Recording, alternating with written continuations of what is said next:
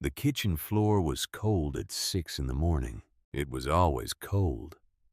Grace Holloway had known this for 38 years, the way the marble pulled the warmth from the soles of her feet, the moment she stepped off the bedroom rug.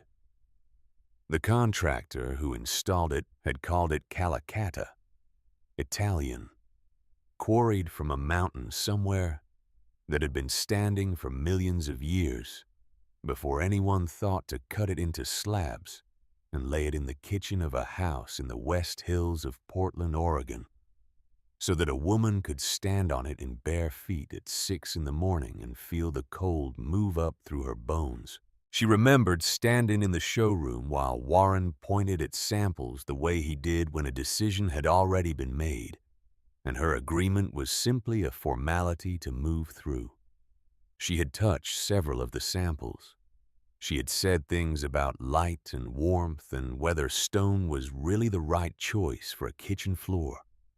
Warren had listened with the particular attentiveness of a man who has already decided and is waiting for the objections to run their course. The Calicata had been installed the following March.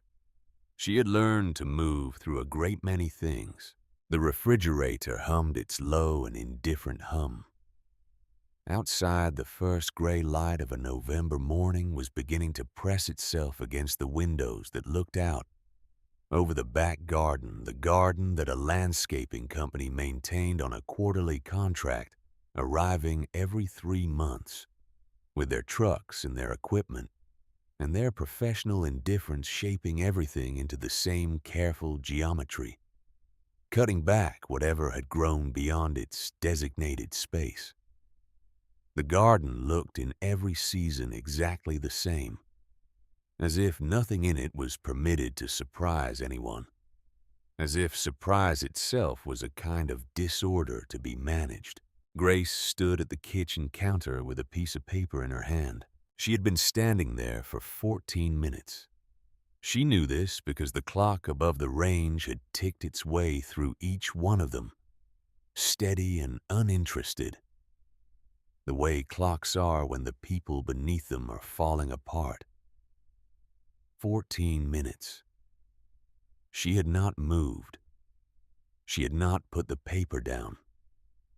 She had simply stood with it in both hands, reading the same lines over and over, not because she needed to read them again, but because her body had not yet received the instruction to do anything else.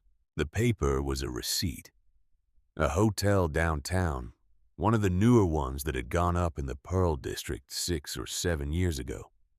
The kind with a rooftop bar and a restaurant on the lobby level, where the lighting was designed to make everyone look like they were somewhere important, somewhere worth being seen. The kind of hotel where the rooms cost more per night than most families spent on groceries in a week, and where that price was understood to include a particular kind of discretion. Warren Holloway's name was at the top. 14 nights, last month. She read the dates again. November 3rd through the 16th. She had been in the house every one of those 14 nights. She had made dinner. She had watched the news. She had read in bed until the lamp on her side of the room went off. And then she had lain in the dark, listening to the neighborhood settle into its nighttime sounds, the occasional car, the distant train, the particular silence of a well-insulated house that costs what this house had cost. She had been here, and Warren had been somewhere that was not here 14 nights running, checking into a hotel downtown under his own name, because it had not occurred to him that the receipt would end up in her hands. Or perhaps it had occurred to him, and he had decided it didn't matter. She set the paper down on the counter slowly, carefully, the way you set something down, when your hands know they are being watched, even when no one is watching. This was not the first time she had stood in this kitchen, holding a piece of paper that told her something she did not want to know. The first receipt had appeared 14 months ago on a Thursday morning, not unlike this one. The same gray light, the same cold floor, the same clock, keeping its uninterested count.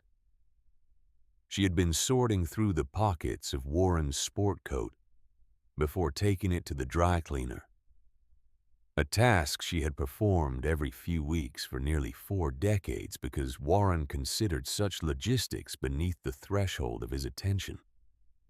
He wore the coat and the coat was cleaned, and the process by which those two facts were connected was something that happened in the background of his life, managed by someone whose management he had long since stopped noticing. The paper had been folded in quarters and tucked into the inner breast pocket. When she unfolded it, she had stood at the dry cleaning bag for a long time. Longer than 14 minutes. She thought now. Though she hadn't been counting, reading and rereading a number that should not have been as large as it was. For a number of nights that should not have been as many as they were. At a hotel she had never been invited to. The same hotel. A different month. She had thought, standing there with the dry cleaning bag in one hand and the receipt in the other, about all the things she could do. She had made a kind of inventory of her options the way you do when you are trying to approach something impossible with something that at least resembles reason. She could confront him. She could call an attorney. She could call her sister in Bend, who had never liked Warren, and would know exactly what to say most of it, starting with, "I told you." She could leave. She could demand answers. She could perform the scene that this discovery seemed to call for. She had done none of these things. She had folded the receipt back up. Carefully. Precisely. Returning it to exactly the shape it had been in, as if she could return it to the pocket she had found it in and pretend the finding had not happened. She had carried it into the kitchen and opened the drawer beside the stove. The drawer where the takeout menus accumulated, where expired coupons lived alongside rubber bands and a flashlight with dead batteries, and a small notepad she had bought years ago with the intention of writing things down, and hadn't. She had placed the receipt underneath all of it. She had then made breakfast. Warren had come downstairs at 7:45 as he always did. She had poured his coffee without being asked, as she always did. She had not said a word. She had told herself in the weeks that followed that she needed more information, that one receipt proved nothing that a reasonable person would act on, that she was 66 years old, with 38 years of marriage, and a life that was organized entirely around a structure that would have to be completely dismantled if that receipt meant what she was afraid it meant. And before she dismantled anything, she needed to be certain. She told herself she was being careful. She told herself she was being smart. She had told herself a great many things. 6 months after that, the second one. A credit card statement. This time, not a receipt.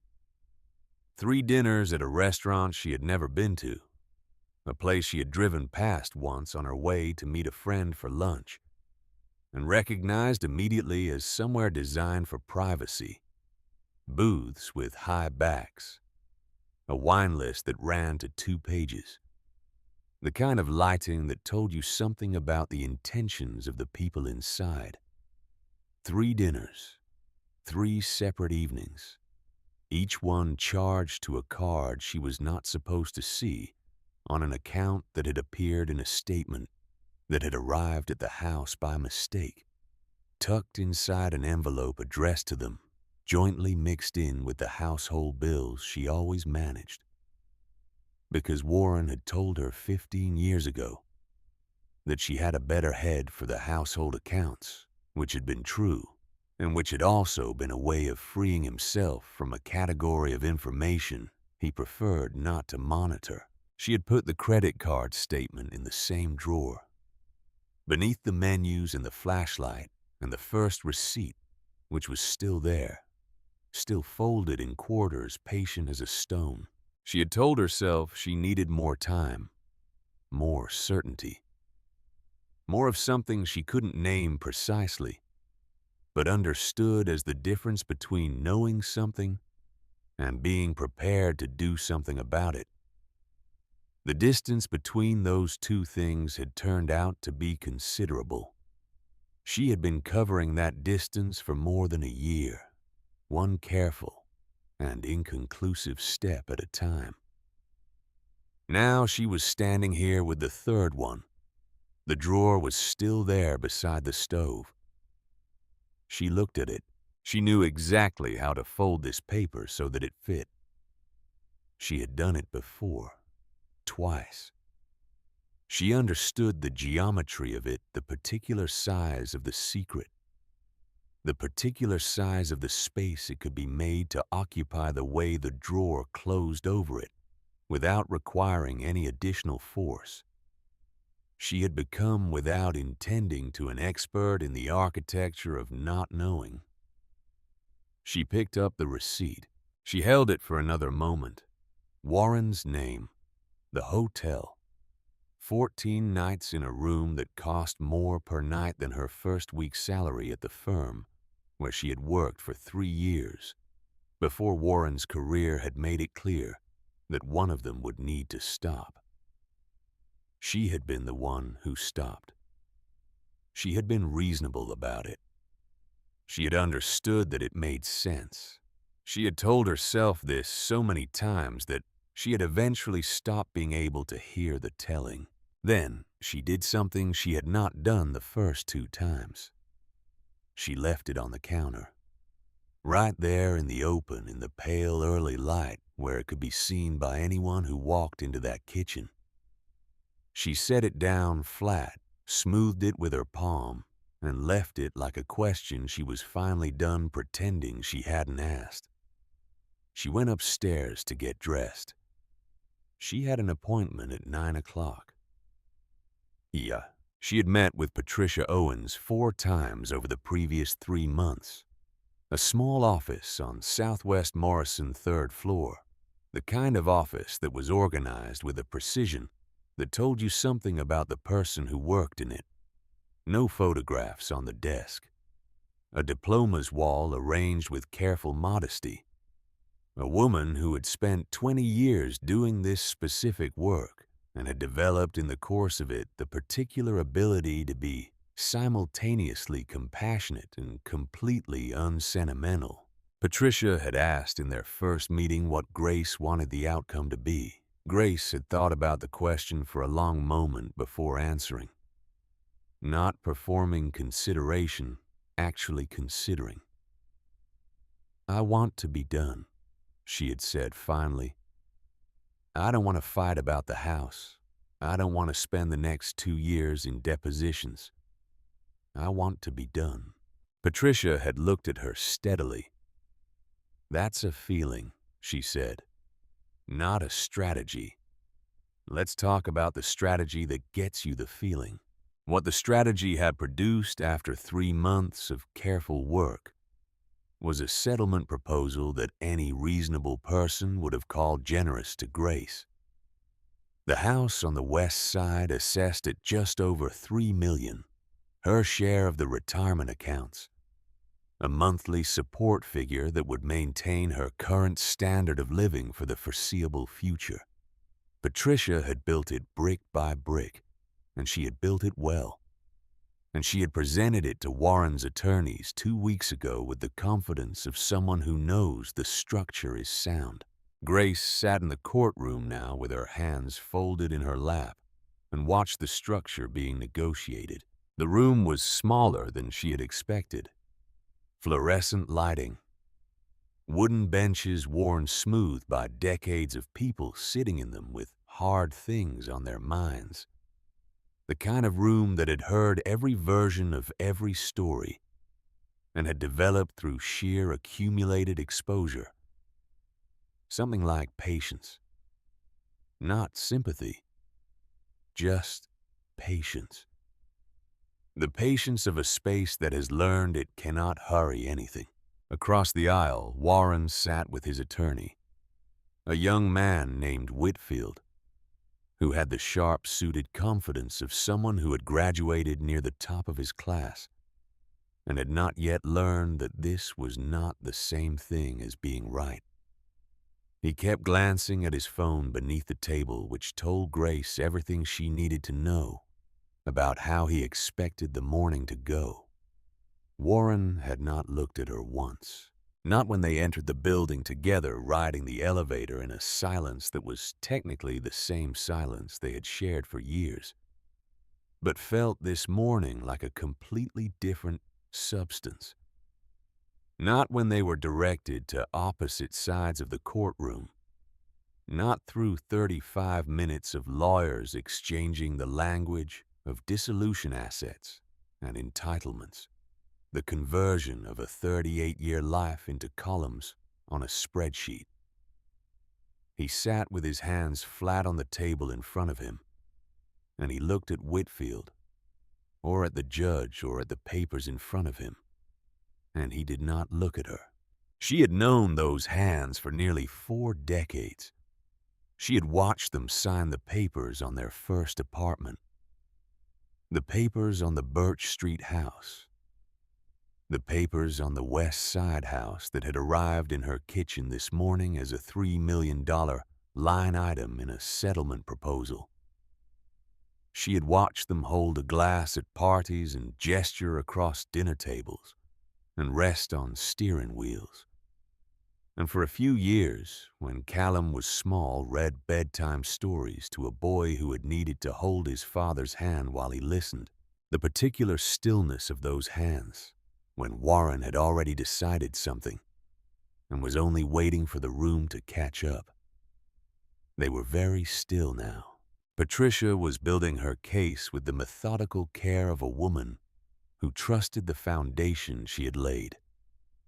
Grace heard the words primary homemaker and career sacrifice and equitable distribution, and understood that Patricia was doing everything right, everything she had been hired to do, everything a competent attorney properly briefed would do in this situation. Grace watched Warren's hands and thought, I don't know this person. Not with anger. The anger had come and gone over the past 14 months, in waves she had mostly ridden alone in rooms he wasn't in. Not with grief precisely, though there was something in the vicinity of grief. The grief for what she had believed the marriage to be, which was different from grieving the marriage itself. You can't fully grieve something you are only now understanding you never entirely had. More the way you feel standing in a room you lived in for decades after everything has been moved out. You recognize the shape of the space. You know where the furniture was, but the furniture is gone, and what's left is just the room, just the walls, and the light coming through the windows. And there is something almost peaceful in finally seeing it clearly. Patricia was mid-sentence when Grace said quietly and clearly, I'd like to speak. The room recalibrated. The judge looked up from his papers. Patricia turned. Whitfield stopped typing. Warren's hands stayed flat on the table. He still did not look at her. Mrs. Holloway, the judge said carefully, your attorney. I understand. I'd like to speak. He allowed it. The way judges allow things when the alternative is a procedural argument that will take longer than the thing itself. Grace addressed him in an ordinary voice, not the voice of someone performing a scene, not elevated or theatrical, just her voice in a room saying the thing she had come to say. Your Honor, I'd like to accept a settlement of $120,000 and release my claim to the marital property. The silence that followed was a different kind than the one before it. Patricia's hand found her arm immediately. Grace. Grace shook her head. Once. Small. The particular smallness of a gesture that means the decision has already been made, and this is simply the announcement. The judge was a man in his late 60s, with the careful manner of someone who had presided over enough of these mornings to know that sometimes what looks like an error is actually a conclusion.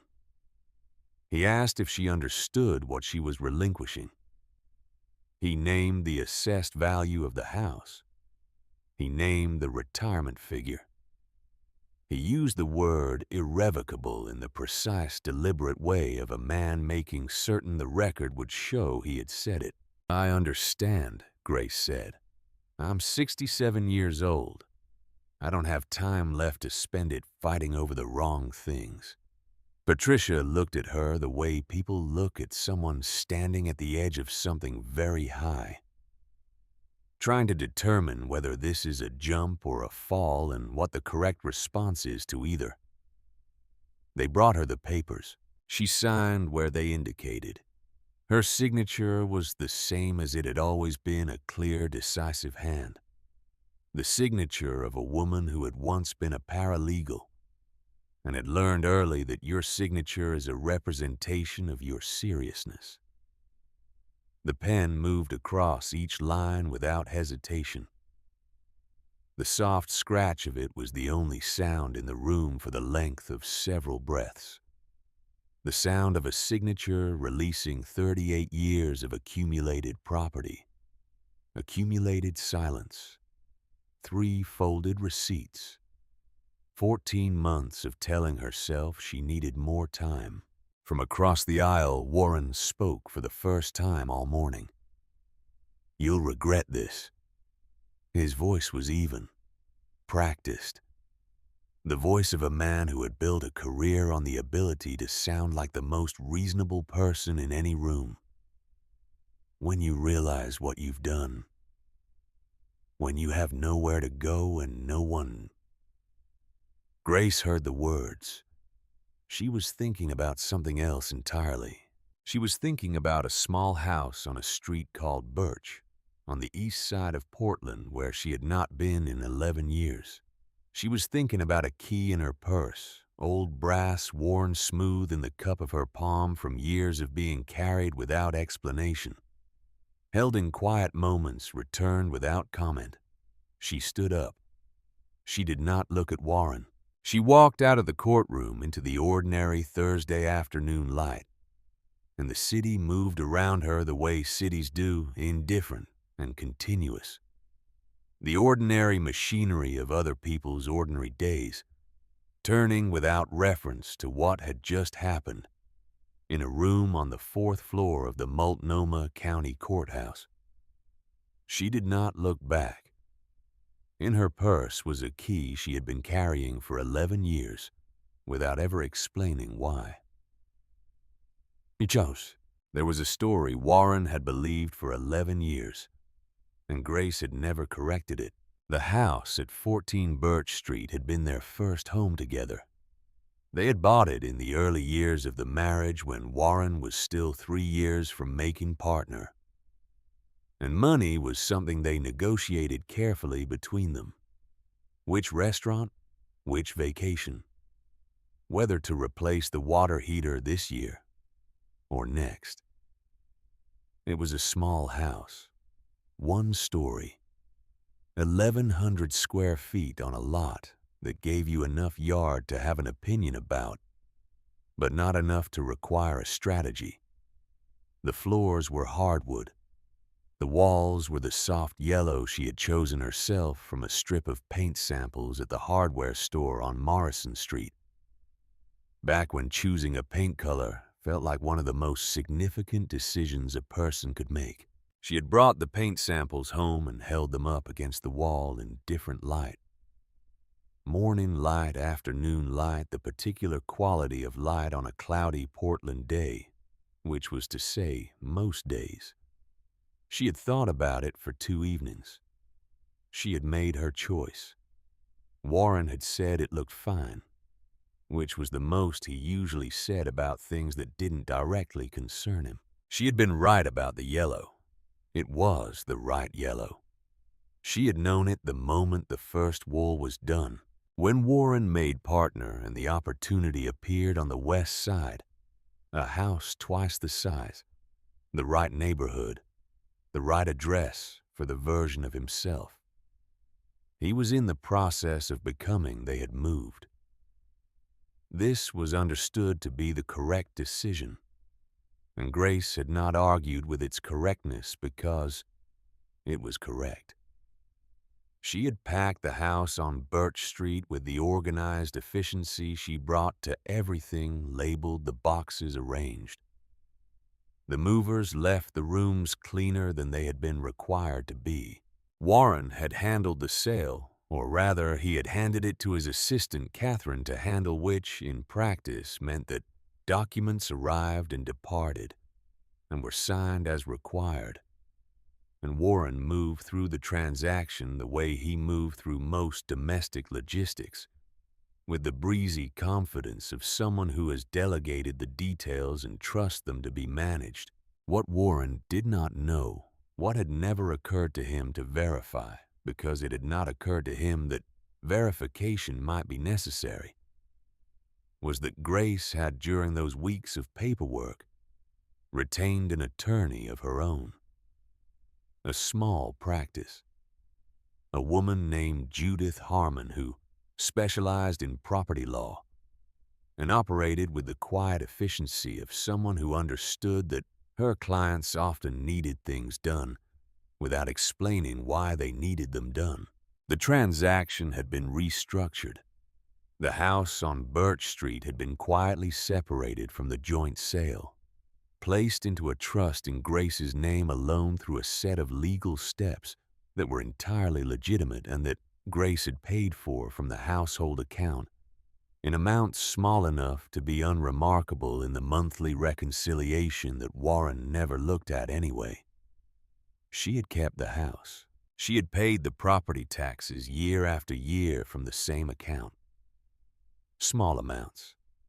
The kind that accumulated invisibly in a household budget, managed by someone who paid attention to the household budget.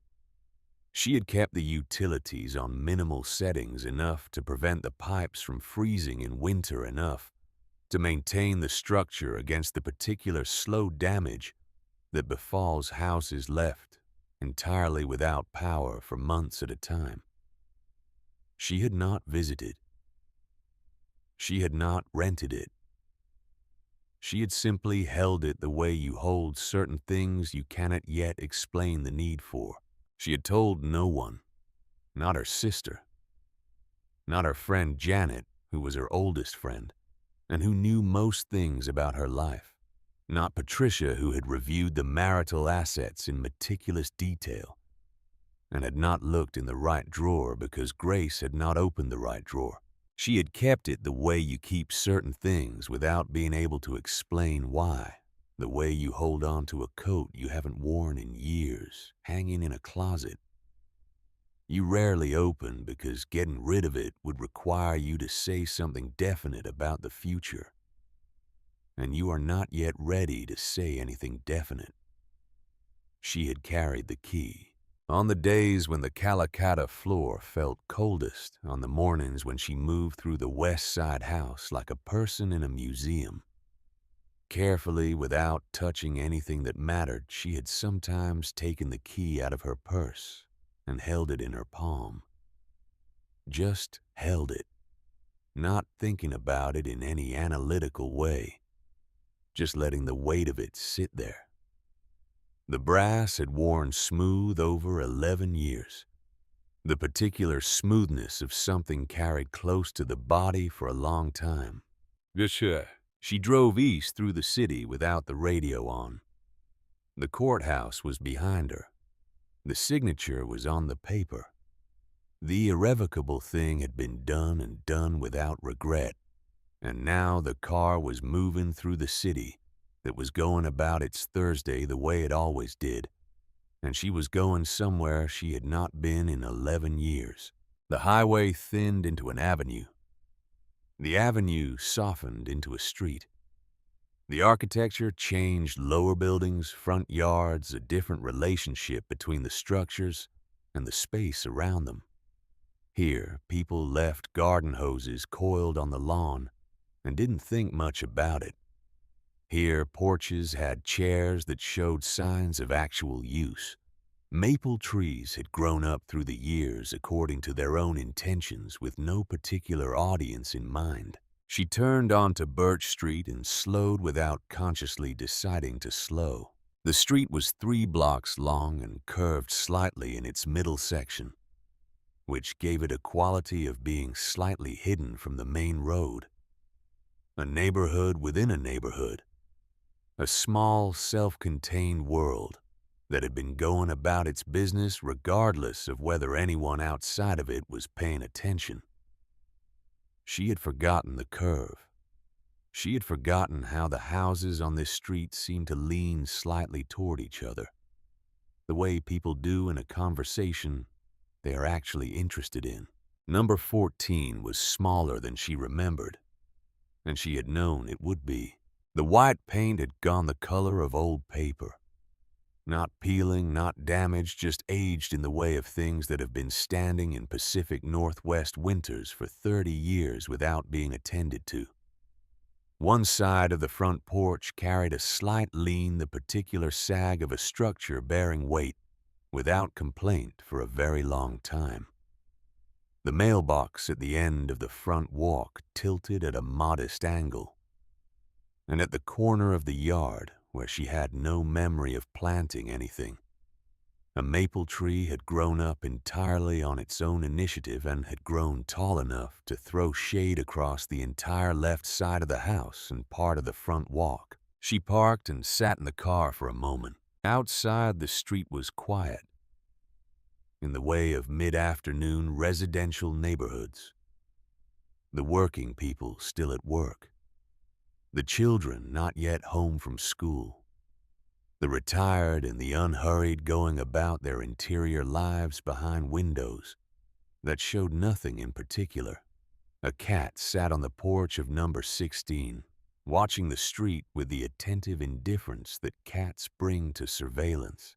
Someone had put a ceramic pot of late-season mums at the top of the steps of number 18 orange flowers, still bright against the gray November sky. Just a street, just houses, just Thursday in Portland. She got out of the car. The front walk had a crack running through it lengthwise, a fault line that had begun as a hairline fracture in some previous decade and had been widened season by season by the patient work of frost and root and rain. She stepped over it the way you step over something familiar, even when you haven't seen it in years. The body remembering what the mind has filed away. She found the key in her purse without looking for it. Her fingers knew where it was. The lock took 2 tries. She had to jiggle the key and hold the knob at a particular angle. The particular angle she remembered without having been aware that she remembered it. An old house has these requirements. It has been through enough seasons, enough contractions and expansions, enough of the slow work of wood and metal adjusting to time to have developed opinions about who it admits and under what conditions. The lock gave. The door swung inward with a sound that was not quite a creak, something longer and slower than a creak. The sound a house makes when someone finally comes back to it.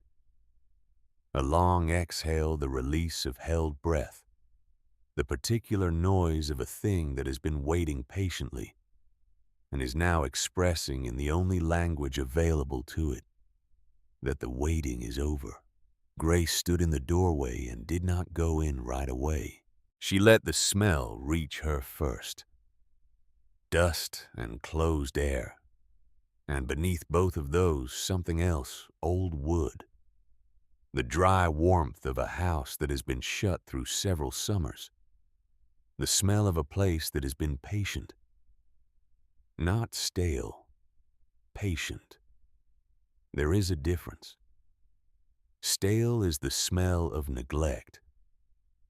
What she smelled was more like the smell of preservation, a space that had held itself together in the absence of anyone to hold it for. She went inside. Ooh, the floors were hard wood under a layer of grime still sound beneath it. Still the same boards she had walked across 10,000 mornings. She could tell by the particular give of them in the section near the kitchen doorway. The spot where the subfloor had always had a slight softness that no one had ever gotten around to fixing. Because it wasn't a problem yet and might never be. And by the time it became a problem, they had already moved to the west side. The walls still held their yellow, faded now less vivid than the color she had held up to the window light in the hardware store on Morrison Street 38 years ago, but unmistakably the same color, the same warmth. She had been right about it, standing here now with the gray November light coming through windows that hadn't been cleaned in years. She could still see what she had seen then. A house that felt inhabited. A space that felt chosen rather than merely occupied. She went slowly, room by room, the way you move through a place you need to relearn. The kitchen was to the left. The original linoleum still on the floor she had always meant to replace it had picked out tile twice, and each time decided to wait until they had more time, or more money, or more of whatever it was you needed before you replaced the kitchen floor. The faucet dripped once when she touched the handle, then went quiet, as if it had spoken out of surprise, and then thought better of it. A single cabinet door hung slightly open, the hinge loose in the way it had always been loose. She had tightened it once, and it had gradually worked itself back to this same angle, as if it had a preference. She pushed it closed with 2 fingers. It stayed. The bathroom small unchanged. The tile she had scrubbed on Saturday mornings in the early years of the marriage, before the Birch Street house had a cleaning service, before the idea of a cleaning service had become something they considered in the category of normal rather than luxury. A soap dish she had no memory of leaving sitting on the edge of the sink, as if someone had just set it down and would be back for it shortly. She stood in the bathroom doorway for a moment and thought about the Saturday mornings. The radio on in the kitchen she had always cleaned to music, the particular pleasure of a task with a clear end point and a clear sense of accomplishment when it was reached. The smell of the cleaning products she had preferred, a brand she had bought because her mother had bought it. Small things. The texture of ordinary life. She had not thought about those Saturday mornings in a long time. The first bedroom, hers and Warren's, she stood in the doorway and looked at without going in. Empty. The closet door open. The window looking out over the side yard, where the new maple threw its shadow across the wall. She looked at the room for a moment, looked at the place where the bed had been, the particular quality of the wall, where the headboard had stood for 7 years. Then she moved on. The second bedroom was at the end of the short hall. She stopped before she reached it, stood for a moment in the hallway, one hand resting on the wall, looking at the closed door with the glass knob that she already knew would be slightly loose in its fitting. She had painted this hallway too. The same yellow as the main rooms carried through, so the house felt continuous rather than chopped into separate zones of color. She remembered painting it on a Saturday in October Callum had been. 3 had walked through the wet paint with socks on. had left a trail of yellow footprints down the hall that she had photographed before cleaning up, because it seemed like the kind of thing you should photograph. She did not know what had happened to that photograph. It was somewhere in a box in a drawer in one of the careful organizational systems she had maintained in the West Side house for things that mattered but did not have an obvious place. She opened the door. The room was smaller than she remembered. Or perhaps she had simply grown accustomed to larger things, to rooms that had been designed around a sense of proportion that assumed a certain amount of space was the baseline condition of a life. This room had 11 feet by 12, and it had been enough. It had been more than enough for a child who measured the space he needed in terms of where he could build a fort and where the trucks could go, and whether there was room to spread out a puzzle on the floor. A single window faced the side yard. The radiator beneath it still had the small chip in the paint.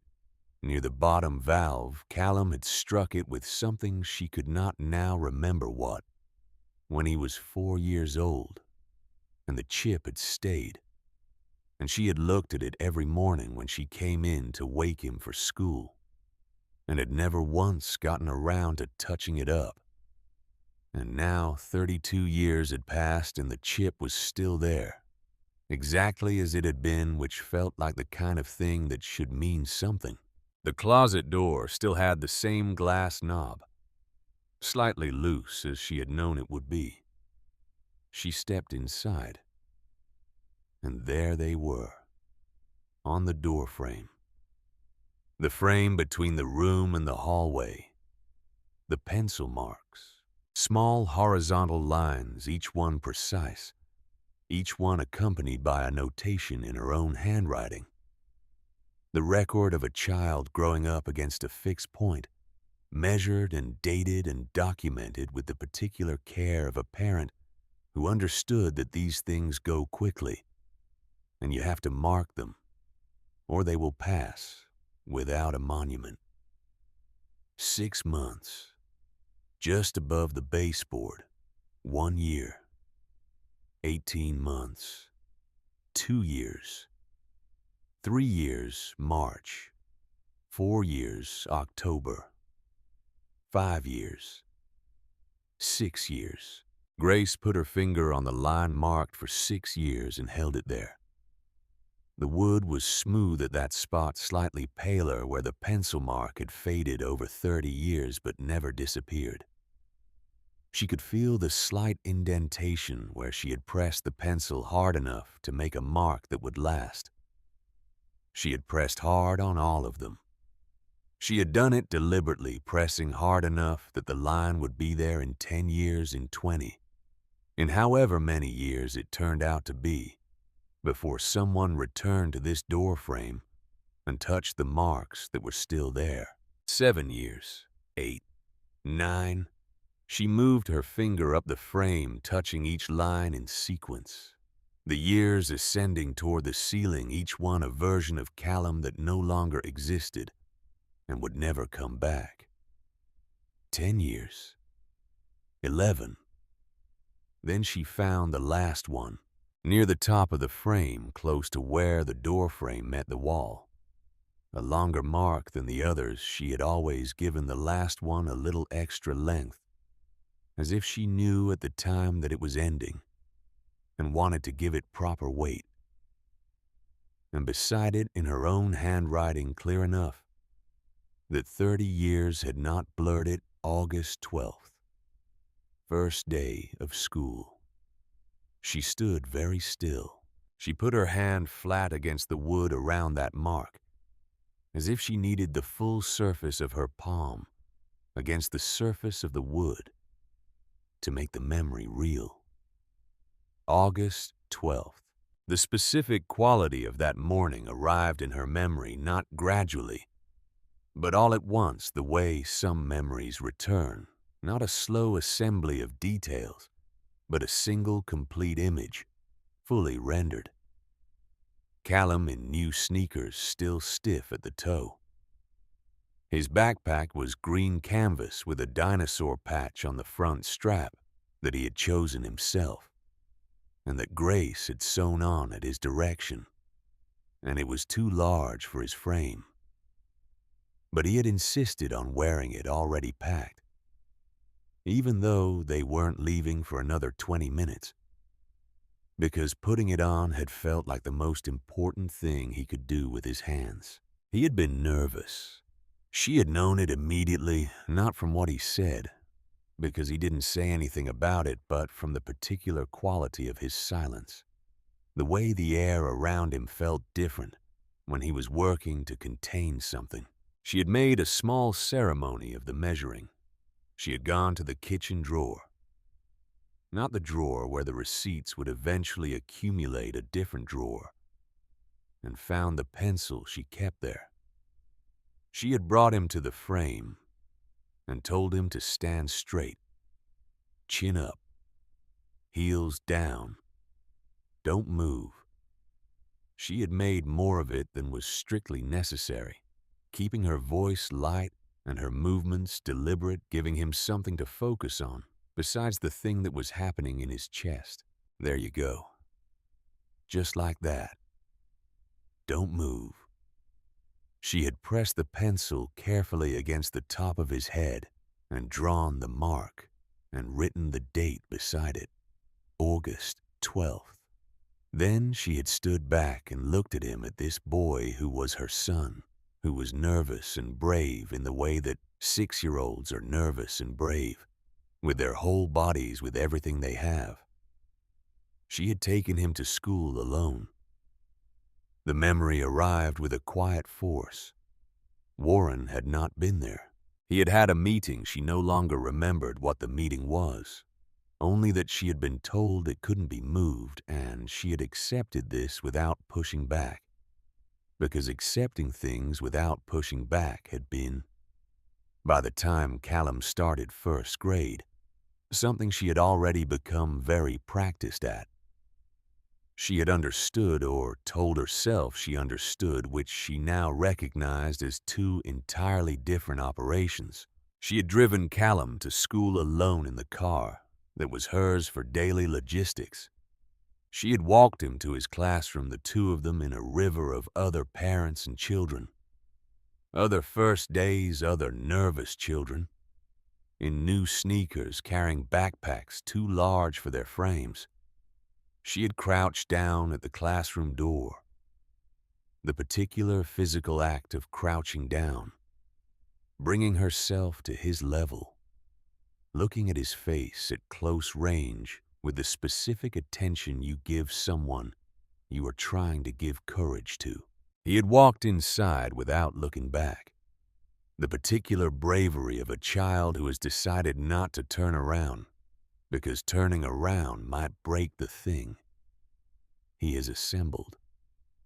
She had driven home. She had come back to this house. This house, this hallway, this doorframe, and she had stood here for a long while, looking at the mark she had just made. The mark that said, August 12th, first day of school. The house had been very quiet around her. Warren's silence in the room had been different from Warren's absence. Silence was a sound. Absence was a condition. She had stood in the absence for a long while, and then she had gotten on with her day. She had not thought about that morning in 30 years. She stood now with her hand against the wood and felt the strangeness of it 30 years. And she had not once thought about it. Not the morning itself, not the specific texture of it, not the fact of having done it alone. She had filed it somewhere in the category of things that couldn't be changed, and had moved on the way she had moved on from so many things. She had become, through practice, through necessity, through the accumulation of small adjustments over 38 years, genuinely expert at moving on. He had missed it. Warren had missed the morning that Callum walked into school for the first time. with his backpack too big for his frame and his sneakers still stiff at the toe. He had missed the ceremony at the door frame, the deliberate pressing of the pencil, the date written beside the mark. He had missed crouching down at the classroom door. He had missed watching his son walk inside without looking back. He had had a meeting, and Grace had stood in this doorway alone and made the morning work the way she had made so many mornings work. And then she had put it in the category of things that couldn't be changed. And she had not opened that category again for 3 decades. Until now. She stood in the doorway of her son's old bedroom, 67 years old, in the clothes she had worn to a courtroom that morning, and she put her back against the wall and slid slowly down until she was sitting on the dusty floor. Knees up, one hand resting against the baseboard near the lowest of the pencil marks, near the mark for 6 months that Callum had been too young to stand still for, and that she had made while he was asleep in his crib, pressing the pencil against the wall at the height of the top of his head as she held him. The afternoon light came through the window at a low angle and lay across the floor in a long stripe. Outside, in the ordinary life of this ordinary street, a dog barked twice and stopped. A car passed at the far end of the block. The maple tree moved in a light wind, and its shadow moved across the side of the house with a slow, unhurried patience that had nothing to do with the urgency of human things. The house was quiet, not empty, just still. The stillness of a place that has been waiting without complaint for someone to return to it. The particular quiet of a space that is ready to receive something again. She had not cried at the courthouse. Her hands had not shaken when she signed the papers. She had walked out into the Thursday afternoon with her spine straight and her face composed. And she had carried everything she was feeling in the place where she had carried difficult things for 38 years. Now she was sitting on the floor of her son's old bedroom, and she was looking at a pencil mark that said August 12th, and she was crying. Not for Warren. Not for the house she had signed away that morning. Not even precisely for the marriage, for the version of the marriage she had believed in for longer than the marriage had deserved, which was a different grief than grieving the marriage itself. She was crying for the woman who had stood in this doorway alone and made the morning work, and then efficiently, quietly filed it in the category of things that couldn't be changed. She was crying because she had just remembered what it felt like to be in a place where she had once been completely herself, where the walls were the yellow she had chosen, where the marks on the doorframe were in her handwriting pressed hard enough to last, because she had understood that some things need to be pressed hard enough to last. The woman who had chosen that yellow, who had pressed the pencil that hard, who had made a ceremony out of an August morning so that a small boy wouldn't feel his fear quite so acutely. That woman had been real. She had existed with a completeness and a confidence that Grace had not felt in a very long time. Somewhere in 38 years of marble floors and quarterly landscaping contracts and hotels she had never been invited to, that woman had gone quiet. Not disappeared, not entirely, but quiet in the way the house on Birch Street had been quiet while she was gone, present, intact, holding all the same shapes, missing only the particular warmth that comes when someone is actually living inside a thing, rather than merely occupying it. She sat on the floor until the light changed, until the long stripe across the floor had moved to the far wall, and the room had settled into the particular dimness of late afternoon. The dog down the street had stopped. The car had long since passed. The maple tree had gone still. The street had taken on the quality of early evening, the working people coming home, lights appearing in windows, the neighborhood gathering itself back together after the dispersal of the day. She would need practical things: a sleeping bag, coffee, food, a list of what the house required and what she could manage and what would have to wait. Tomorrow these things would need to be addressed. But tonight she was simply here, in the house that had waited for her, in the room where her son had grown up against a doorframe year by year in pencil marks. She had pressed hard enough to last because she had always understood at some level that did not require words that certain things needed to be preserved against the passage of time. The brass key was in her purse on the floor beside her.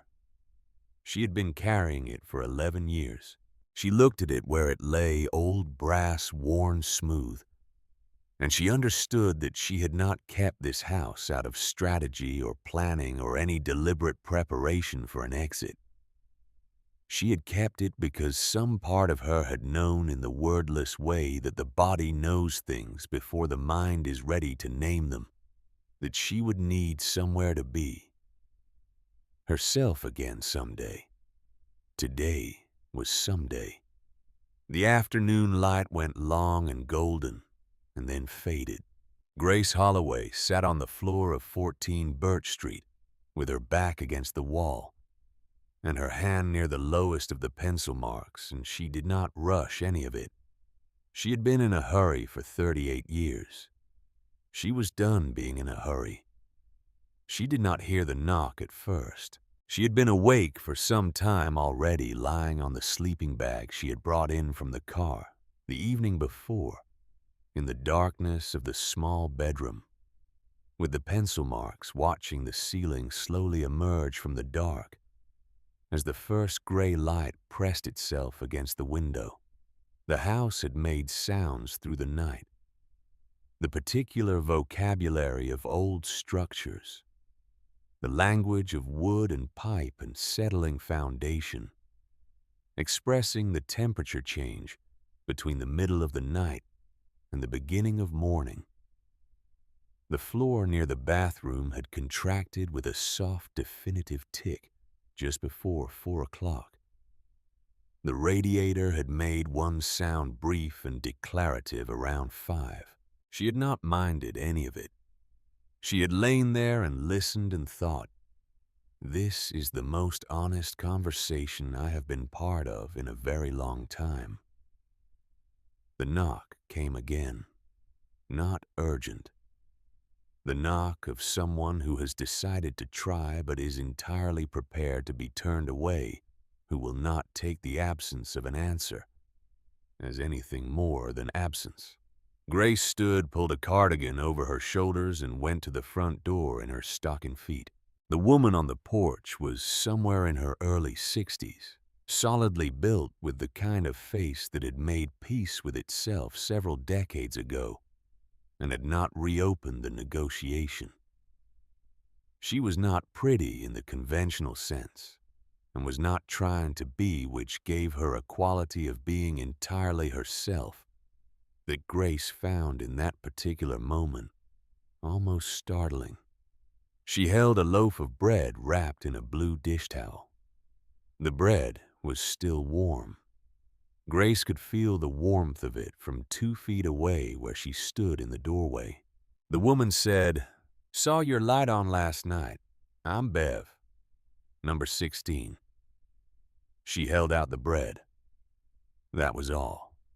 No careful head tilt. No, "Are you all right?" offered in the tone that means I have assessed your situation and found it concerning. No elaborate attempt to show that she had noticed and wanted Grace to know she had noticed. Just the bread and her name and the number of her house. An offering without conditions attached to it. Grace took it. They ended up sitting on the floor because there was nowhere else to sit. Grace had thought to bring a camping stove in her overnight bag, the one practical thing she had remembered alongside the sleeping bag, and a change of clothes and a paperback she had not opened.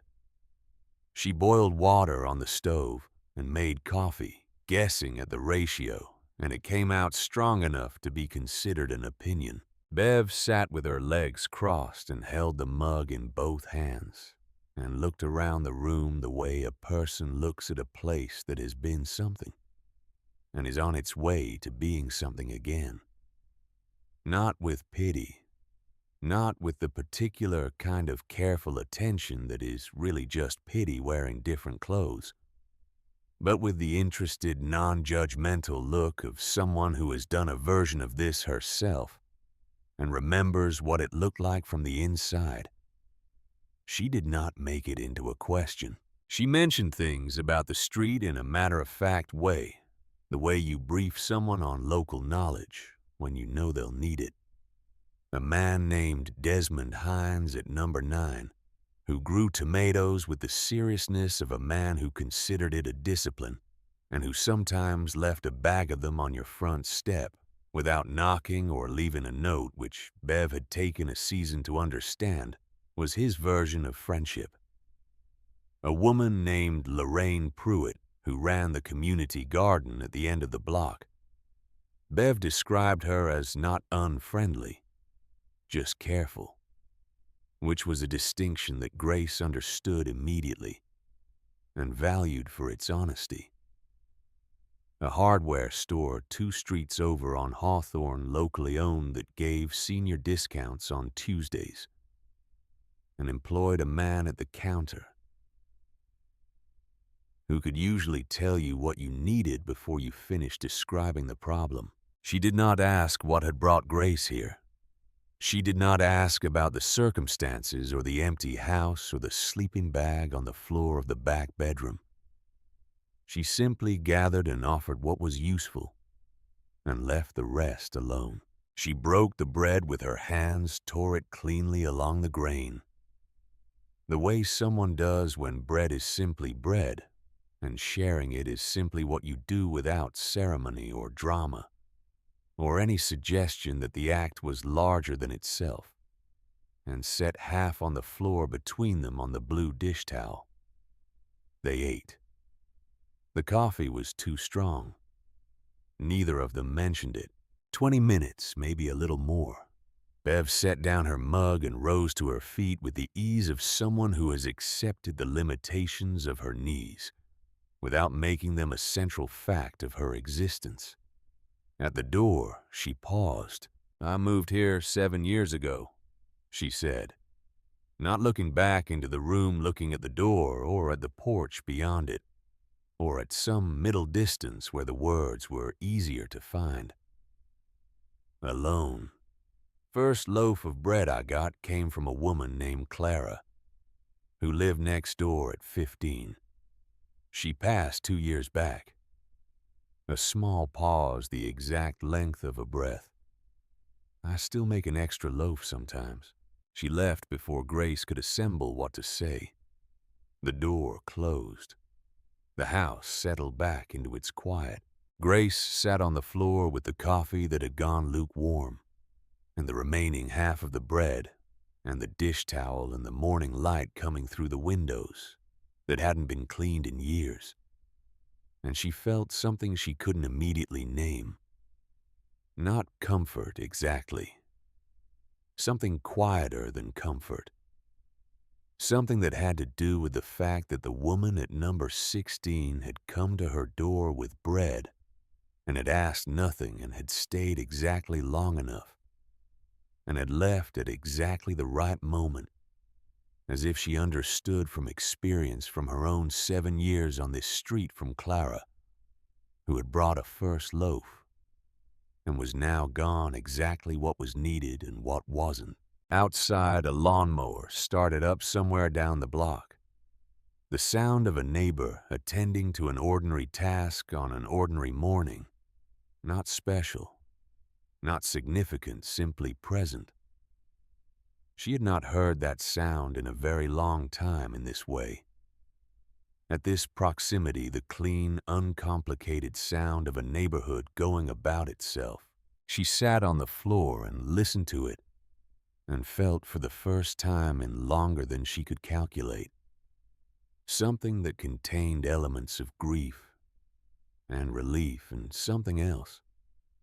Something that might, given enough mornings like this one, become ordinary. The possibility of ordinary. She had forgotten or not allowed herself to remember how much she had once valued ordinary.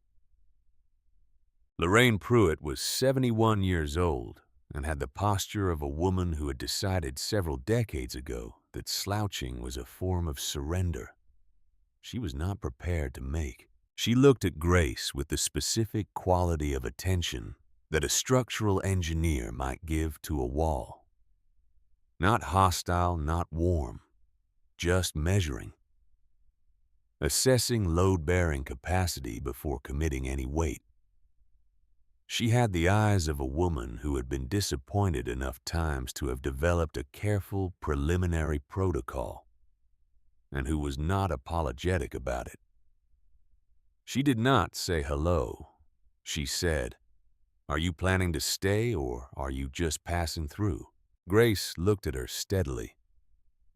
"I don't know yet, but I'm here today." Lorraine held her gaze for a moment, testing not threatening, and then turned back to her plants, with the finality of a woman returning to work that was not going to do itself. Grace was assigned the row of beans running parallel to Lorraine's. Someone handed her gloves. She didn't see who she was looking at the row at the particular way the light came through the greenhouse panels at the back of the lot and lay across the beds. And she thought about Harold, whose name she did not yet know, whose hands she did not yet know had been in this soil. The garden occupied the lot at the end of Birch Street, where the road curved and dead-ended a corner piece that had probably been designated for something municipal at some point and had instead become this raised beds in organized rows, a composting station near the fence, a small shed with tools arranged on pegboard with the outlines of each tool drawn in marker, so that what was missing was immediately obvious. The kind of organization that comes from people who have learned through trial and error what works and what doesn't, and who have committed to what works. 12 people worked through the morning. They moved quietly the way people move when they know what they are doing and have no need to demonstrate the knowing. An older man in rubber boots who handled the hose with the precise economy of someone who understood water as a resource rather than a given. A woman in her 50s who worked 2 beds over from Grace with a focused intensity that communicated clearly that she was not there to socialize. The rhythmic sound of tools on earth, the occasional quiet exchange between people who had been working together long enough to communicate in shorthand. Grace worked the beans. She went slowly, which was the right way to begin. She learned the row which plants were doing well, which ones were struggling, where the soil was compacted and where it was soft and receptive. She pulled weeds carefully, distinguishing them from the plants they grew beside, with the attention of someone who was aware that she was still learning the difference and could not afford to be careless. 2 hours passed without a word between her and Lorraine. Near the end of the morning, Grace pulled at what she was certain was a weed at the base of a bean plant and felt resistance and looked down and understood with a sinking recognition that she had gotten hold of a seedling instead. Young, maybe 3 inches.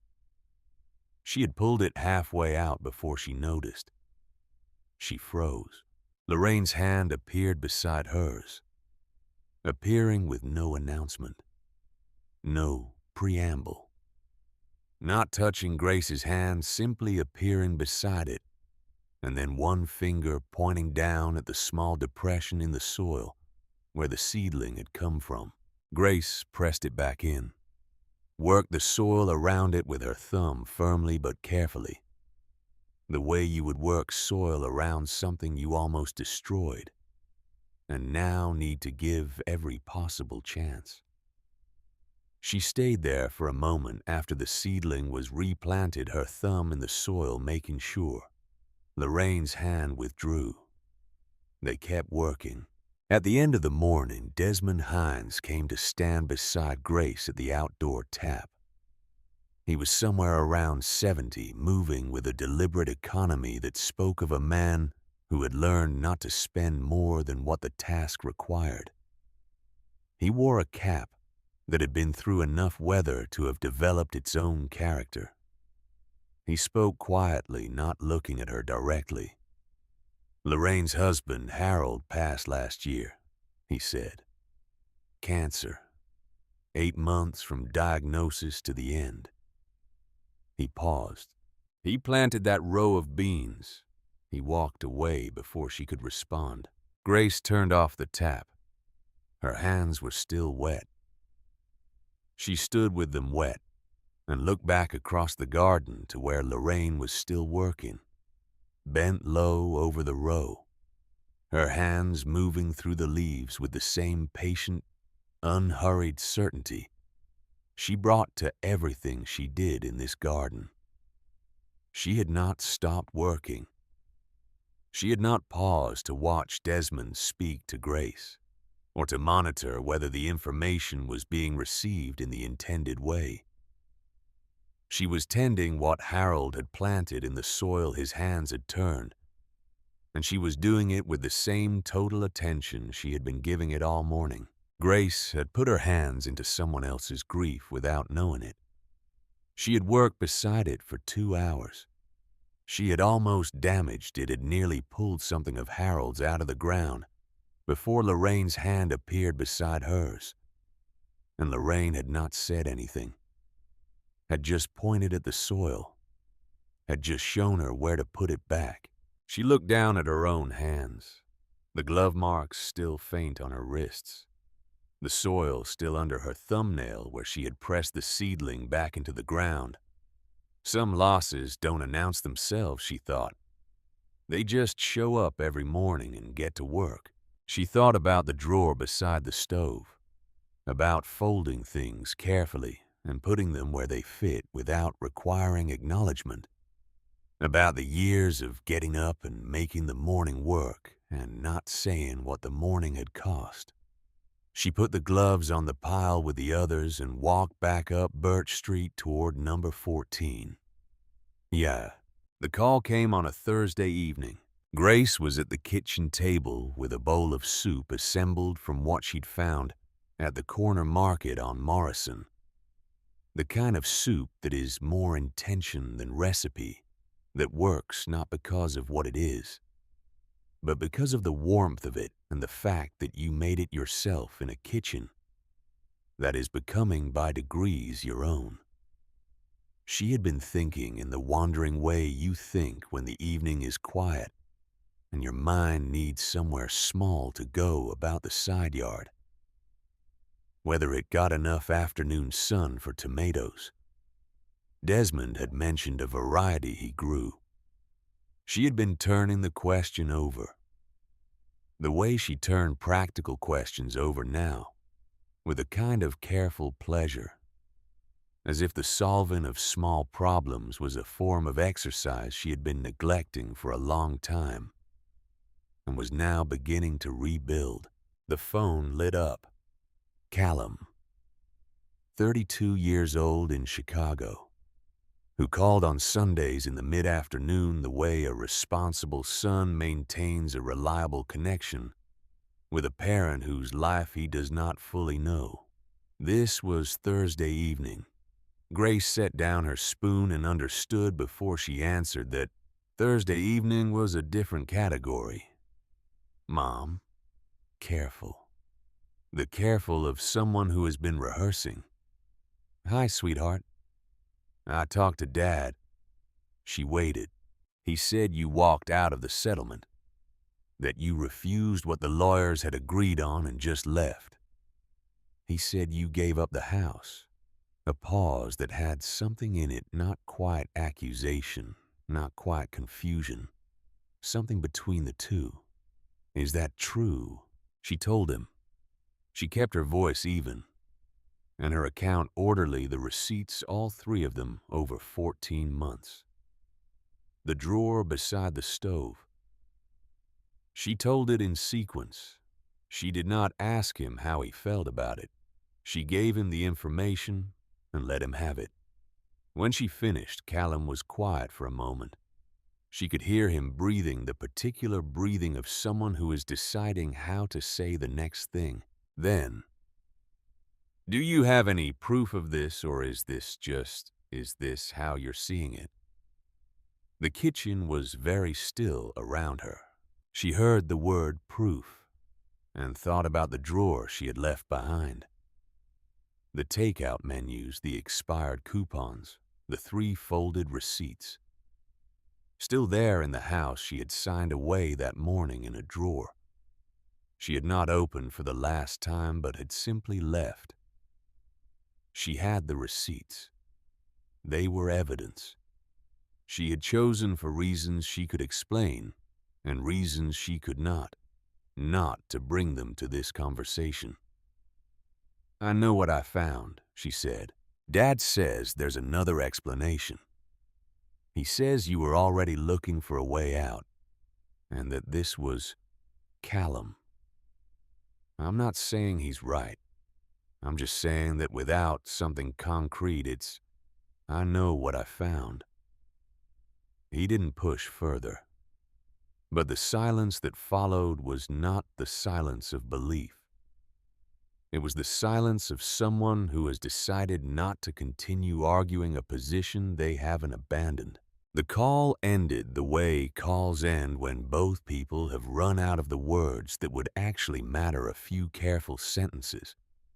A promise to talk again, a goodbye that arrived with the particular flatness of something unresolved, a connection that made a sound when it closed. Grace set the phone on the table. Her son, 32 years old, and in the careful architecture of his doubt, the reasonable tone, the insistence on concrete evidence, the framing of his father's version as equally plausible, she had heard something she recognized. Not the words, the structure, the way of approaching a claim, not to understand it but to evaluate it. The way of holding yourself at a manageable distance from the person who is trying to reach you. She had sat across from that structure for 38 years. She knew its rhythms. She knew the particular quality of the silence it produced. Not with surprise, with the sinking, specific recognition of knowing what is coming next. She picked up the bowl and carried it to the sink. The water ran cold at first, then warm. She added soap. She washed the bowl, rinsed it, set it on the rack. And she stood there, with her hands still in the water. She picked up the bowl, washed it a second time. The window above the sink was dark, her own reflection in it. The yellow kitchen walls behind her.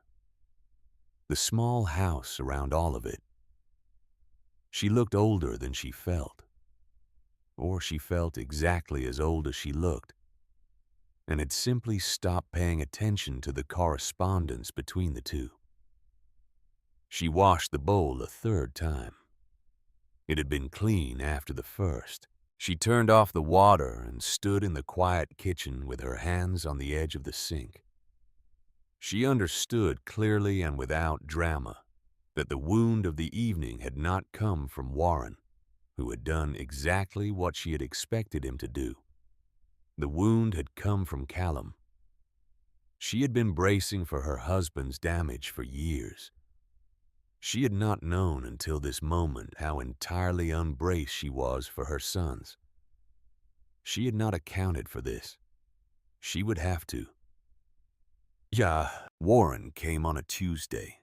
She heard the car before she saw it, the sound of an engine that had never learned these streets moving through the neighborhood at the pace of a man who is somewhere he did not plan to be and wants the fact registered in the way he arrives. She was on the front porch step with the second coat of paint on the fence rail, working the brush carefully along the grain, the way the man at the hardware store on Hawthorne had told her to work it. She kept painting when she heard the car slow. She kept painting when she heard the door open and close. Warren stood on the sidewalk and looked at number 14 with the expression of a man looking at something he had prepared himself for and finding it simultaneously better and worse than he expected. Then he came up the front walk, ironed shirt, good shoes, the assembled presentation of a man who had decided that even a drive to this part of the city required the proper version of himself. His eyes moved across the front of the house, taking inventory, the way they always had, the slight lean of the porch, the fence that was now a brighter white against the weathered post, the two mismatched plastic chairs she had found at a thrift store on Division Street for $11 the pair, the mailbox she had straightened last week, which still listed slightly, but was better than it had been. He stopped a few feet from the porch steps. Helen, he caught himself. Grace. Warren. He looked at the paintbrush, at her clothes which had paint on them in 3 places, and had been through the washing machine enough times to have developed the comfortable softness of things that are used rather than maintained. At the house, behind her. I wanted to see how you were doing, he said. I'm doing well. Thank you for coming. He put his hands in his pockets. She recognized the gesture. It was what he did when he was about to say something he had prepared. You don't have to live like this, he said. Whatever happened between us, I want you to understand that. I'm not trying to leave you with nothing. She heard what he said. She heard underneath it what he meant. That this, the paint on her hands, and the plastic chairs, and the small house on the ordinary street, was a condition to be addressed. That her presence here was a problem he was generously offering to solve. That the okayness she appeared to be standing on her porch step, painting her fence on a Tuesday, was a data point that didn't fit his model of the situation. And he had driven 40 minutes east to recalibrate. Would you like a glass of water? She said. I was about to take a break. I'm fine. He stayed where he was. She dipped the brush and kept going. In 38 years of marriage, she had set down whatever was in her hands when Warren walked into a room, set it down without deciding to, put aside the book, turned off the television, folded the work she was doing back into itself, and gave the room to him. She had done it so consistently for so long that it had stopped being a decision and had become simply what happened the way a door opens when you push it. Not because the door decides anything, but because that is what doors have learned to do when pushed. Today she kept painting. He talked. He mentioned the settlement in the way you mention something you know is a live wire carefully approaching from an angle. He said Callum was worried. He said she needed to think practically about what came next, because the money wouldn't sustain this indefinitely, and the house would cost more to maintain than she was probably accounting for, and there were better options if she was willing to approach things with clear eyes. She listened. She worked the brush along the rail, getting into the corner where the wood met the post, finding the angle that got paint into the grain without pooling it. At some point, he stopped mid-sentence. She felt it before she looked up the particular quality of a silence that means someone has noticed something they were not expecting to notice. She glanced over her shoulder. He was looking at her hands on the paintbrush, at her on the porch step still not having moved. His expression was not anger. It was something more complicated and less legible, the expression of a man whose working model of a situation has encountered a fact it cannot account for, and who is not certain what to do with the discrepancy. One beat. Then he continued. Something about the winter. Something about heating costs in an older house. She did not explain herself. There was nothing to explain. She had simply continued doing what she was doing. The act contained its own explanation for anyone willing to understand it. He left 20 minutes later. Said he hoped she'd think about what he'd said. She told him she would. He walked back to his car at the measured pace of a man who has not gotten what he came for, and is not entirely sure what it was he came for. The car door closed. The engine started that sound she had known for 30 years. The particular sound of that particular engine at the particular moment it came to life. She had heard it pulling into their driveway late on Tuesday evenings. She had heard it in the mornings. She had heard it cutting off at the curb of restaurants and at the parking structures of office buildings. And now she heard it move away down Birch Street, getting smaller. And she watched the corner where it turned. And then it was gone. She watched the corner for a moment. Then she dipped the brush back into the paint. The second coat wasn't going to finish itself. And the work was good honest about what it was asking, nothing more complicated of her than attention and patience, the willingness to slow down and let the brush do what a brush was designed to do. She kept painting until the rail was done. She stood and rolled her shoulders. She looked at the fence in the late afternoon light. Better. Not done, not perfect. Better than it had been yesterday. That was enough. She found the shoebox on a Sunday morning working through the hall closet. She had been moving through the house systematically for 3 weeks. The methodical approach of someone working from a list that is long enough to require a system. The bathroom faucet fixed with the help of a video she watched 4 times before attempting it. The kitchen window frame repainted on a Tuesday first coat, uneven because she rushed it. Second coat slower and better. The recessed light in the ceiling that had not functioned since she moved in, which required 2 trips up the ladder and 1 trip down for the tool she'd forgotten, and which now worked and cast its light across the kitchen floor in the particular way that working lights do, without drama, without announcement, simply and sufficiently. Her hands were different. There were calluses where there hadn't been before. She kept finding paint in the creases of her knuckles no matter how carefully she cleaned up afterward.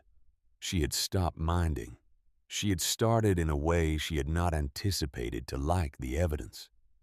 The calluses meant she had done something. The paint in her knuckles meant the work was real. The shoebox was on the highest shelf. The place she had always reserved for things she was not ready to look at, the upper atmosphere of the hall closet. Accessible only with intention, requiring the step stool she had found in the kitchen and the deliberate act of reaching. She pulled it down and sat on the floor with it in her lap, inside a diary with a blue cover. The kind sold in the stationery section of drugstores. Nothing special. A pen clipped into the spine, the ink long since dried. And underneath the diary, folded small, a piece of notepaper. In her own handwriting, a grocery list. Milk, bread, call the dentist. The ordinary record of an ordinary day that had no idea what was coming. She set the grocery list aside. She opened the diary. The first entry was dated 14 months before she had left the West Side house, written in the period after the first receipt, in the days when she was still telling herself she needed more time. She recognized her own handwriting and felt the strange, disorienting experience of reading words written in a different version of your own life, like finding a letter from someone you used to know, except the someone was you. She had written about the receipt, about standing in the kitchen holding it, about the drawer and the decision to put it there. She had written around the fear rather than directly at it, circling, approaching, never landing on the thing she was actually afraid of. She had been a paralegal for 3 years. She knew how to write around a difficult fact. But one sentence she had written plainly: "If I don't look at it, perhaps it isn't real." She turned pages. The handwriting changed. The letters got smaller as the months went on, and the pen pressed harder into the paper. She could feel the indentations on the back of each page, the marks of a hand that was working to stay steady and expressing the effort in ways the writer probably hadn't noticed. The second receipt. 3 paragraphs, and then 2 of them crossed out with a single decisive line, the way you cross something out when you've read it back and found it dishonest. What remained was one sentence I told myself I would know when it was time. After that, the entries came less often. Weeks between them. A month. 6 weeks. The writing of someone who had started a conversation with herself and was finding the conversation harder to continue. As if writing it down made it more real, and more real meant she was closer to having to do something about it. And she was not yet ready. She read the entries slowly in the Sunday morning light, with the house quiet around her, and the maple tree visible through the kitchen window, its branches mostly bare, now the last of October's leaves gone.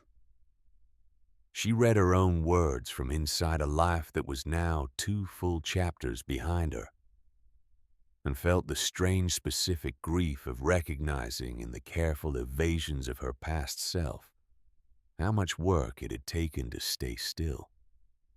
The last entry was dated her 65th birthday. She read it twice. It was the most honest writing in the diary, the kind that comes when you have stopped performing even for yourself, when there is nothing left between you and the page but the thing you have been not saying. She had written about Warren and about Callum and about the house and about the woman she had been before she became the woman who put receipts in kitchen drawers. She had written about the morning she had taken Callum to school alone, which surprised her. She had not thought she remembered it. At the bottom of the page, the last 2 sentences: "Today I promised myself I would be braver. I don't yet know what brave looks like." She turned the page. Blank. She turned another. Blank. She fanned through the remaining pages with her thumb, page after page of white, waiting for entries that had never come. The diary was still more than half empty. She had started a conversation with herself, and then on her 65th birthday had made a promise, and then stopped writing entirely, as if the promise had used up everything she had available for honesty that year, and the 2 years after it. She sat for a long time with the closed diary in her hands. She had written the promise at 65. She had kept it at 67 on a Thursday morning in a courtroom on the 4th floor of the Multnomah County Courthouse. 2 years between the promise and the keeping. 2 years of empty pages. 2 years of getting up every morning in the house with the Calicut floor and making the day work, and telling herself she was still deciding. Waiting for courage, she thought, is just another name for fear. She had needed the third receipt. She had needed 3 years and 3 pieces of paper, and the accumulation of enough weight that the drawer finally stopped being an option. She had needed to be completely ready, because she had been carrying it completely alone. She looked at the diary on the kitchen table in front of her. The plain blue cover, the ordinary construction of it, the unremarkable container for 2 years of a woman's careful and difficult truth. Better late, she thought, than the alternative. Outside, the maple tree moved in the morning wind. Yeah, nobody planned the Friday. It assembled itself the way certain evenings do, through small gestures that don't look like planning from any individual angle, but add up in aggregate to something that was clearly meant to happen. Bev appeared at the door in the late afternoon with a bottle of Willamette Valley Pinot Noir, and the question of whether Grace had plans delivered in the tone of someone who has already predicted the answer and shown up accordingly. Grace said she didn't have plans. Bev came in. Lorraine appeared 40 minutes later with a ceramic dish covered in foil, which she set on the table and then sat down beside without waiting for a specific invitation. Which was, Grace was beginning to understand simply how Lorraine conducted herself in the world, arriving where she had decided to be, and arranging things as they needed to be arranged without making a discussion out of it. Desmond came because Bev had called him. He brought a cast-iron pot of something he refused to identify until everyone had tried it, which he explained was a principle rather than a game. Garrett Caldwell, Bev's son, who had appeared 2 weeks earlier to fix the side gate that had been hanging from a single hinge since September, and who had done so without much commentary, and with the unhurried competence of a man who has learned not to make tasks larger than they are, had apparently told his mother he might come by. He did. 7 people in a kitchen built for 2, maybe 4, if nobody moved at the same time. They pulled the table out through the back door and set it up in the yard. Bev produced string lights from a bag she had apparently planned to bring and then pretended she hadn't planned produce them, with the confidence of someone who has learned that string lights are always correct and requires no defense of their presence. They hung the lights between the 2 trees that flanked the back fence. The yard looked in the particular way that certain spaces look when they are being used as they were meant to be used, like exactly the right place to be. The laughter started somewhere around the second glass of wine and didn't really stop. Grace sat at one end of the table and listened to it move around. The particular quality of laughter among people who are still in the early stages of knowing each other, still generous, still surprised by what's funny, before the familiarity of long acquaintance has settled in and made everything a little more predictable.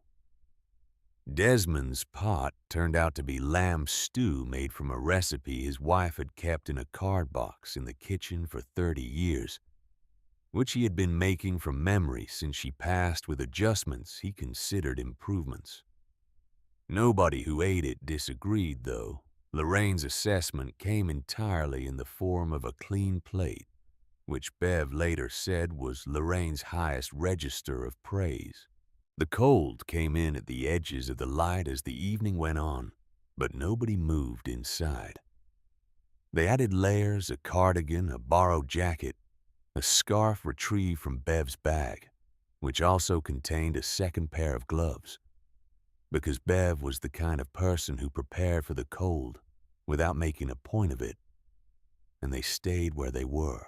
Grace sat in the warmth of the person on her left, who was Desmond, who radiated heat in the way of a large man who has spent his life doing physical work and whose body has calibrated itself accordingly.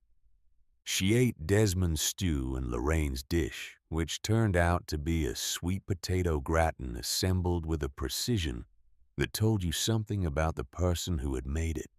She drank the wine Bev had brought and listened to the evening, and felt something she had not felt in long enough that she had to think for a moment to name it. She was not managing anything. She was not occupying a space, carefully attending to what might be touched and what might not.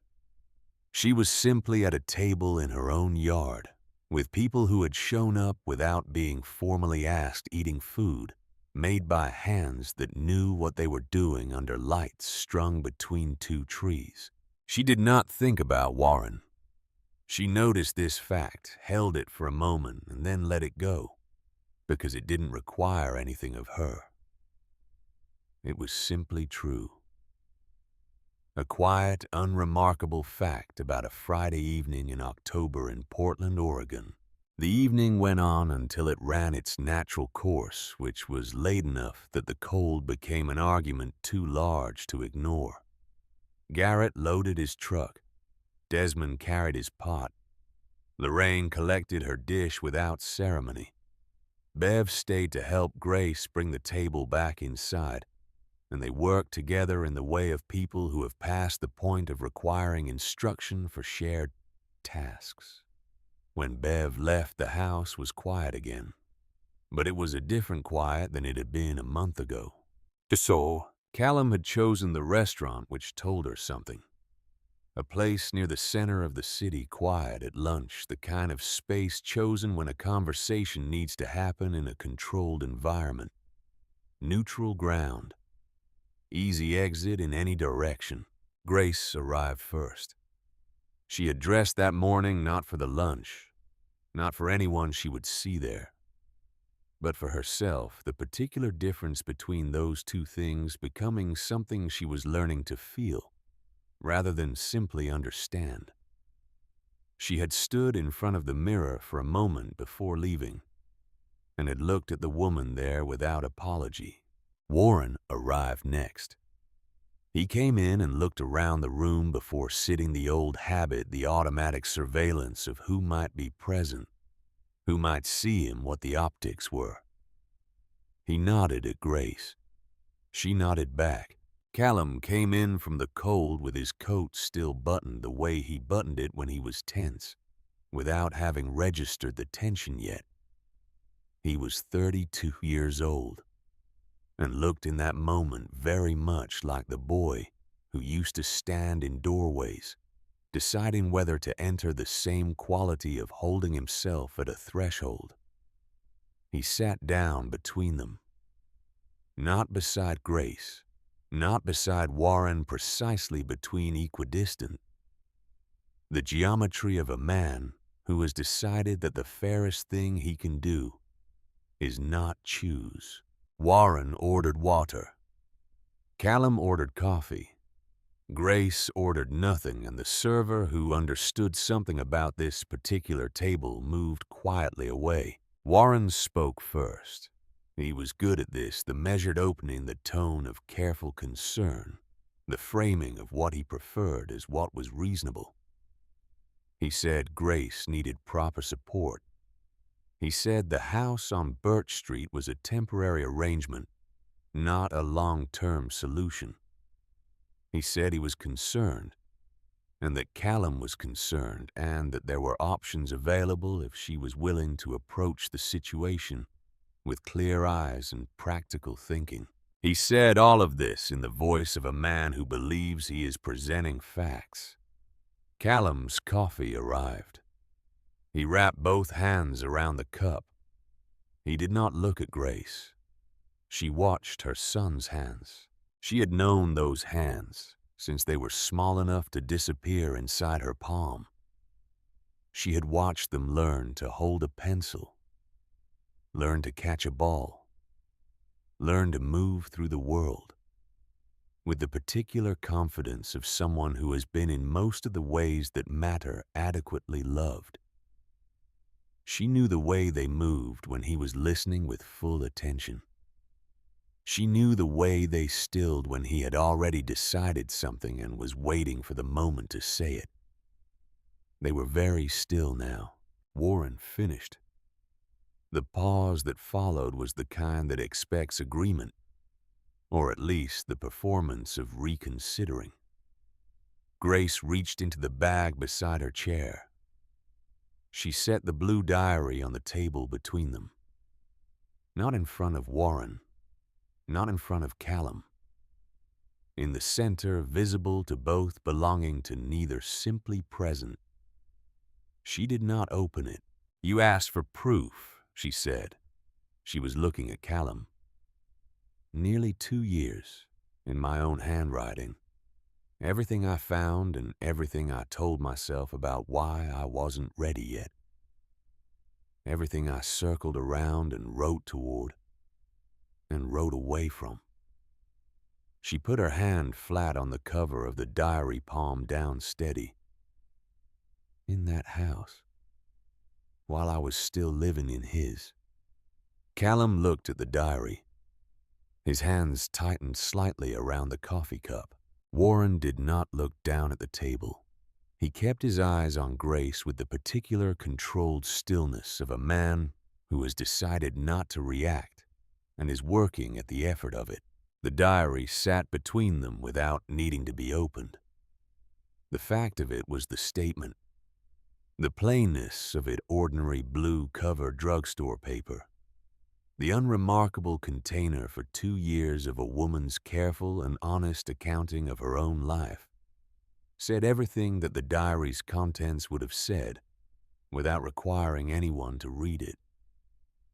Callum opened his mouth. Grace stood up, not angry, not performing anything, simply done with this particular room, this particular conversation, this particular configuration of 3 people at a table where the important things had already been said, and the things that would come next would not be important. She put on her coat. She picked up the diary and placed it back in her bag. She looked at Callum, at his face, which she loved, which wore an expression she recognized and understood, and could not fix, and which was not her job to fix. "You don't have to agree with me," she said, "but I need you to know I don't need to be rescued. I just need to be believed." She looked at Warren. 38 years. The marble floor, the landscape garden, the receipts folded in the drawer. The morning she had stood alone in a doorway after taking their son to school for the first time in new sneakers with a backpack too big for his frame. The morning she had not thought about for 30 years until she stood in that doorway again and finally had the room and the silence to think about it. "I hope you find what you were looking for," she said. No anger in it. No performance of forgiveness either. She was not there yet, and she was not pretending to be. Just the truth stated in her own voice by a woman who was finished carrying something she had never been meant to carry alone. She said goodbye to Callum. She meant it, and she walked out through the lunch crowd and the cold air coming through the door, and the ordinary Wednesday street that led back toward the east side, back toward Birch Street, and the house that was learning to be hers, back toward the door frame with its pencil marks and the gate Garrett had fixed, and the garden at the end of the block where Harold's beans were tended by a woman who did not require acknowledgement for her grief. Behind her, for the first time in 38 years, Warren and Callum sat across from each other, without her between them. She did not look back. She sat on the front porch steps with her coat still on, and the afternoon light going long and thin across the street. She had driven home with both hands on the wheel and the radio off, letting the city move past her windows. A woman pushing a stroller. 2 men in conversation outside a sandwich shop. A pigeon working its way along the gutter with the focused industry of something that has exactly one thing to do and is doing it. She had expected to feel lighter. She felt present instead, which was different from lighter, and which she was learning to recognize as the more honest version of what she had been looking for all along. Not the weightlessness of having put something down, the groundedness of standing in the place where you actually are. She had been prepared to lose her husband. She had not been adequately prepared for what it would feel like to sit across from her son and see in his face the careful distance he had chosen. She was his mother. She had spent 32 years understanding that to be his mother meant she could fix things, that the relationship between them was one of the things in her life that was not broken. She understood now that she could not fix this one, that fixing it was not, in fact, what she was supposed to do. That what she was supposed to do, the thing she had been failing at for years, the thing she was only now learning to attempt, was to be truthful about her own life, and then to let Callum find his way to truth in his own time. At 32, he was young enough that there was time. She would wait. She heard Bev's door open across the street. She did not look up. She heard the footsteps on Bev's porch on the front walk crossing the street. And then Bev was sitting down beside her on the step, close enough that their shoulders almost touched, without asking, and without offering anything except the fact of being there. They sat. The street went through its late afternoon changes around them, the light flattening and going gold. A car passing at the far end. Somewhere down the block, a porch light coming on, though it was not yet full dark. The maple tree in the front corner of the yard throwing its shadow long across the ground. Bev did not ask what had happened at the restaurant. She did not ask about Callum or about Warren. She simply sat.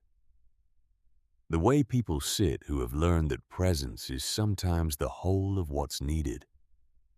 That there is a particular kind of help that is made smaller by being explained or qualified, or accompanied by language.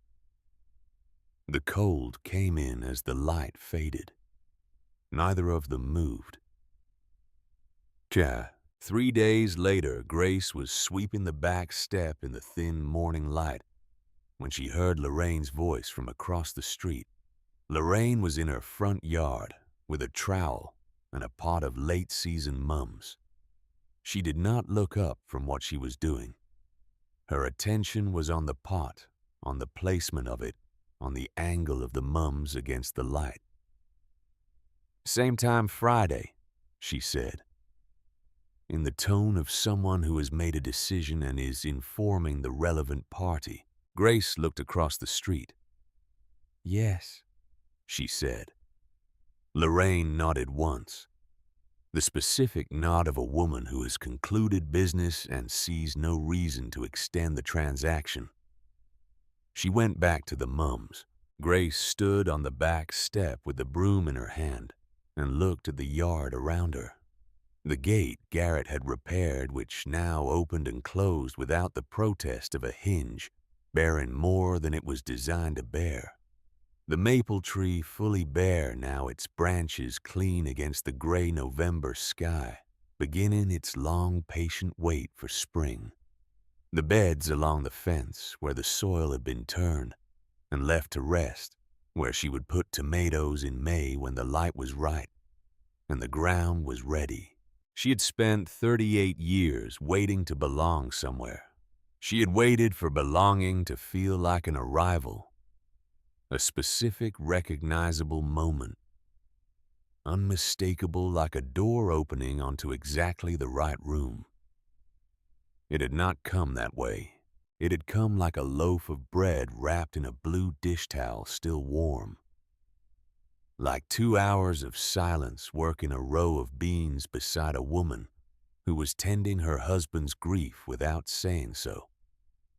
like a bowl washed 3 times in the dark of a kitchen that was becoming by degrees her own, like string lights between 2 trees on a Friday no one planned, like a man she did not know making stew from a dead woman's recipe, like a neighbor saying same time Friday in a tone that meant you have passed some test you did not know you were taking, and you have passed it by showing up.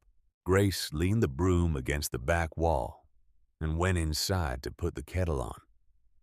The house received her the way it always did now, with the quiet steadiness of a place that had waited a long time and was not going to make anything of the waiting, not performing welcome, simply open, simply warm, simply hers. The kettle came to a boil.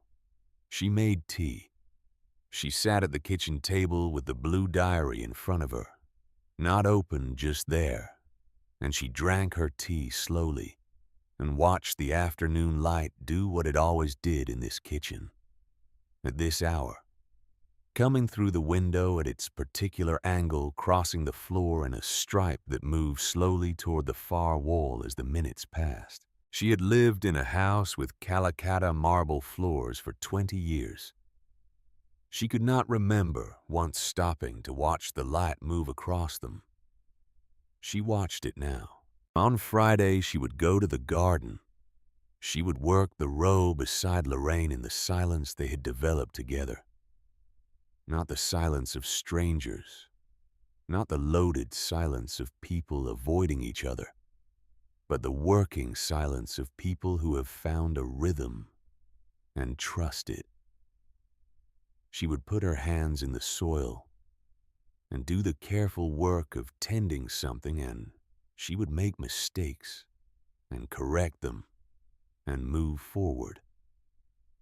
At the end of the morning, she would wash her hands at the outdoor tap and walk back up Birch Street to number 14, and the porch steps would take her weight on the left side, and the kitchen faucet would require a full turn past where it felt finished, and the bedroom window would need the particular combination of lift and push. She had learned through repetition, through getting it wrong and trying again. She knew this house now. She knew its requirements. She knew what it asked of her and what she could give it. She was learning slowly and by the same method. Trial, attention, correction, persistence to know herself in it again. The woman who had chosen the yellow. The woman who had pressed the pencil hard enough to last. That woman was still here. Had been here all along, waiting in the way that certain things wait, not desperately, not demanding, just present and intact, holding the shape of what she was until someone came back to inhabit it. The light moved across the floor. The tea cooled in her hands. The street outside was quiet and ordinary and entirely hers. Same time Friday. She was already looking forward to it.